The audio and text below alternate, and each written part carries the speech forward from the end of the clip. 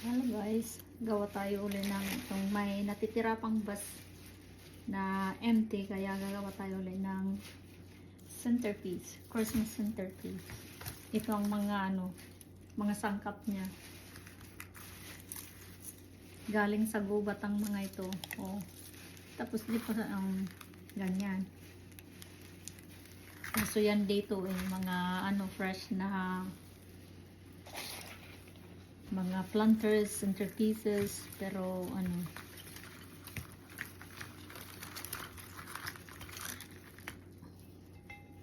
naglagay na ako ng tubig dito para hindi mamatay kaagad itong masyadong malaki ito.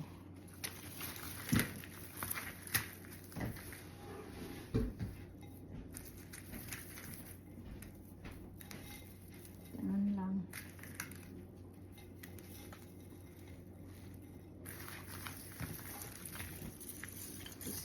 Dahil masyadong malaki, anuhin lang natin, putol-putulin lang natin.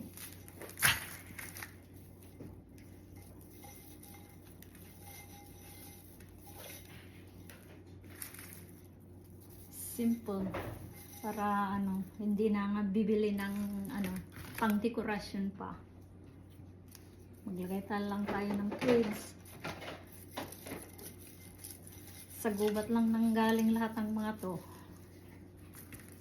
Oh. Diba? Natin.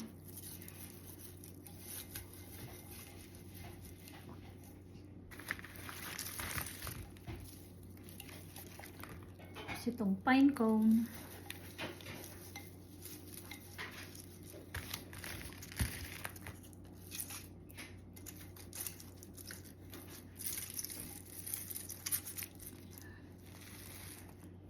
Maglalagay tayo ng ribbon para may kulay-kulay. Oh. Diba? Ano siya? Para sa corner-corner lang ito, guys.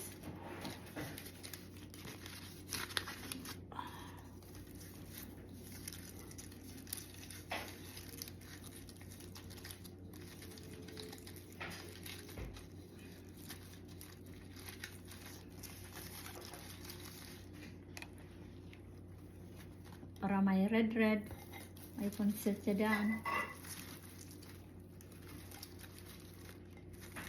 Diba? Oh.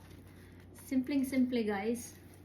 Maglalagay pa ako ng ito ang lights niya mamaya. Itong malilit na ito. Battery operated lang. Para pag maganda. Thank you guys. Ito lang, maglalagay pa tayo ng ganito.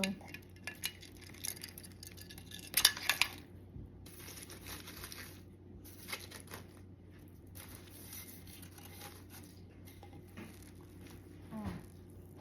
Diba? Simple. Free yan na yan. Thank you guys for watching.